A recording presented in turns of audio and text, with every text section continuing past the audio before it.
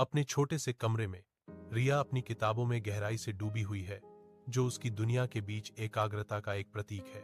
उसके चारों ओर की दीवारें उसके सपनों का प्रमाण हैं, जो प्रेरणादायक उद्धरणों और जीवंत शहर के दृश्यों से सजी हैं। बाहर से फुसफुसाहटें, कपटपूर्ण और हतोत्साहित करने वाली, उसके अभयारण्य में घुसने की कोशिश करती हैं।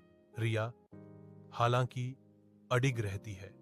उसकी निगाहें पन्नों पर टिकी हुई हैं, अडिग संकल्प के साथ आवाजों को खारिज करती हुई। उसकी आंखें स्पष्ट और दृढ़ एक ऐसे भविष्य को दर्शाती हैं जिसे वह अपने आस पास के संदेहों के बावजूद हासिल करने के लिए दृढ़ संकल्पित है। विशाल विश्वविद्यालय पुस्तकालय रात के आगोश में है। डेस्क लैंप की केंद्रित चमक से धीरे धीरे प्रकाशित हो रहा है। रिया एक अव्यवस्थित मेज पर झुकी हुई है, जो ज्ञान की अपनी अथक खोज का एक मौन प्रमाण है। उसकी आंखें, हालांकि थकी हुई थीं, एक तीव्र एकाग्रता के साथ चमक रही थीं। एक वित्तीय रिपोर्ट के घने पाठ को निगल रही थीं।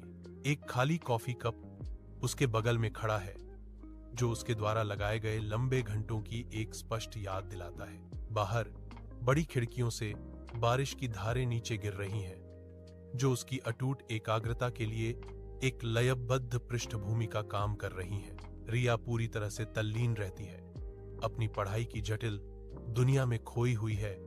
बाहर के तूफान से बेखबर एक शानदार आधुनिक कार्यालय के अंदर रिया, एक सफल व्यवसायी, आत्मविश्वास से भरपूर दिखती है। एक युवा लड़की उसके सामने बैठी है। उसकी आंखें रिया के लिए प्रशंसा से चौड़ी हैं। रिया सलाह देती है।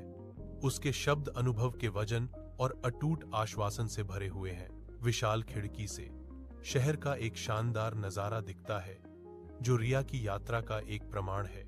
शहर की भव्यता रिया की महत्वाकांक्षा और सफलता को दर्शाती है।